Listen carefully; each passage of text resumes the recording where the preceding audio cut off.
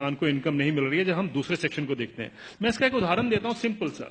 1970 में गेहूं का दाम 76 रुपए प्रति क्विंटल था, जो 2015 यानी 45 साल के बाद बढ़कर 1450 रुपए प्रति क्विंटल हो गया 2015 में। उसी दौरान मैंने बाकी सेक्शन ऑफ द सोसाइटी का हाल देखा, उनका क्या हुआ इनकम का।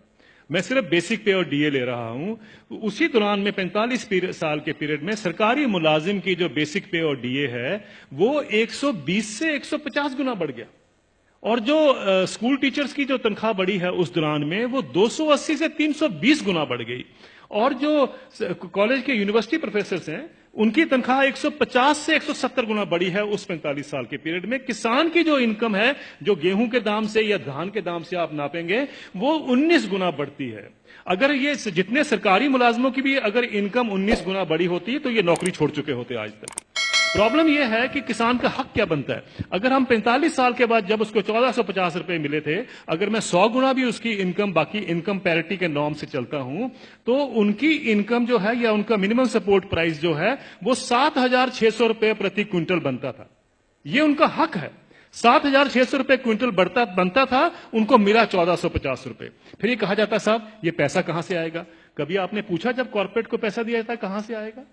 कभी आपने पूछा 7वां वेतन आयोग का पैसा कहां से आएगा? 7वां वेतन आयोग जब सारे देश में फैलाया जाएगा, अभी तो सिर्फ सेंट्रल गवर्नमेंट का है, तो क्रेडिट स्विस बैंक की स्टडी कहती है 4,80,000 करोड़ रुपए हर साल एडिशनल खर्चा होगा। किसी ने नहीं पूछा कि पैसा कहां से आएगा, किसी ने नहीं कहा कि फिस्कल डेफिसिट बढ़ जाएगा। आप किसान को 2 लाख रुपए दे दीजिए, 2 लाख करोड़ रुपए अनाउंस कर दीजिए साल का देंगे, हाहाकार मच जाएगा इस देश में। अरे ये पैसा व्यर्थ जा रहा है, ये लोग डिजर्व नहीं करते हैं, ये सारा कुछ होगा, फिस्कल डेफिसिट बढ़ जाएगा। लेकिन इंप्लॉइज के लिए किसी ने कहा फिस्कल डेफिसिट बढ़ जाएगा? ये सारी इकोनॉमिक नीतियां हमें जानने की जरूरत है। ये किस तरीके से डिजाइन बनाया गया है कि किसान को हम गरीब का गरीब ही रखें, और ये पॉलिसीज कितने दशकों से चलती आ रही है, सब सरकारें इसमें सम्मिलित हैं। अब आपका जो सवाल था कि ये क्या कारण है, इसका कोई बीच का रास्ता भी हो सकता है। बीच का रास्ता हम क्या ढूंढते हैं? मुझे एक छोटी सी बात बता दीजिए। जब आपका इनकम मिलती है, 7वां वेतन आयोग मिलता है या किसी को भी अपनी इनकम मिलती है, तो क्या कभी किसी ने सोचा है कभी किसान को कभी हाउस रेंट मिला हो, कभी एजुकेशन रेंट मिला हो, कभी हेल्थ अलाउंस मिला हो, कभी बच्चों के लिए मेडिकल अलाउंस मिला हो? किसानों को क्यों, ये क्या किसान नहीं क्या इस सोसाइटी में रहते हैं? सुप्रीम कोर्ट के जो ऑफिसर्स हैं उनको 21,000 रुपए कपड़ा धोने के लिए मिलता है हर साल का। डिफेंस वालों को 20,000 मिलता है हर साल का कपड़ा धोने के लिए, कपड़े धोने के लिए। और वो लड़ाई कर रहे हैं आजकल, डिफेंस वाले कह रहे हैं कि साहब सुप्रीम कोर्ट वालों को ज्यादा क्यों मिलता है, हम तो बॉर्डर पे रहते हैं। मेरा यह सवाल है, क्या किसान के पास कपड़े नहीं होते धोने को? कभी आपने सुना है कि किसान के कपड़े के लिए 20,000 रुपए भी कभी उसमें ऐड किया गया हो?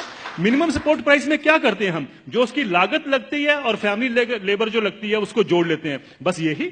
और अभी तो एम्प्लॉइज के लिए 108 अलाउंसेस भी होते हैं।